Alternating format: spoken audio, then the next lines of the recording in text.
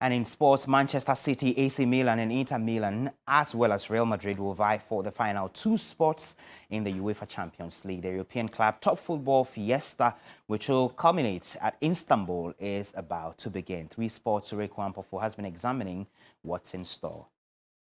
The final four of the UEFA Champions League is set. We have AC Milan, Inter Milan, Real Madrid, and then Manchester City. Interestingly, out of these four teams, the bookies' favourite, Manchester City, are the only side left in the competition yet to win it.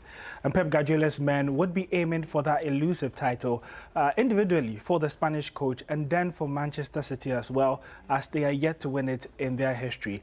In their way is defending champions Real Madrid, familiar opponents that they met last season in the semi-finals and only narrowly lost 6-5 on aggregate after that capitulation at the Bernabeu. Pep Guardiola will be looking not to repeat similar mistakes from last season, and it would be a different side because Erling Haaland is part of the team and he heads into the semi-finals as the top scorer of the competition.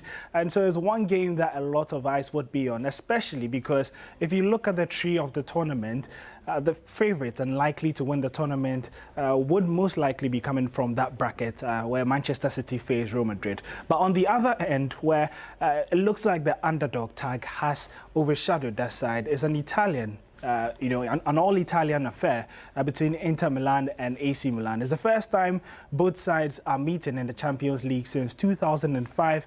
A bit of history that Inter would not be too happy about because the last time that happened, they lost by 5-0 against AC Milan. Now, why this tie is extremely important is that looking at the domestic form of these two sides, the Champions League could play a key role into their route in Europe next season. And so both sides will want to head into the final and win the competition because their top four slot is not guaranteed. So it's a lot to look forward to. Istanbul awaits for the final two teams.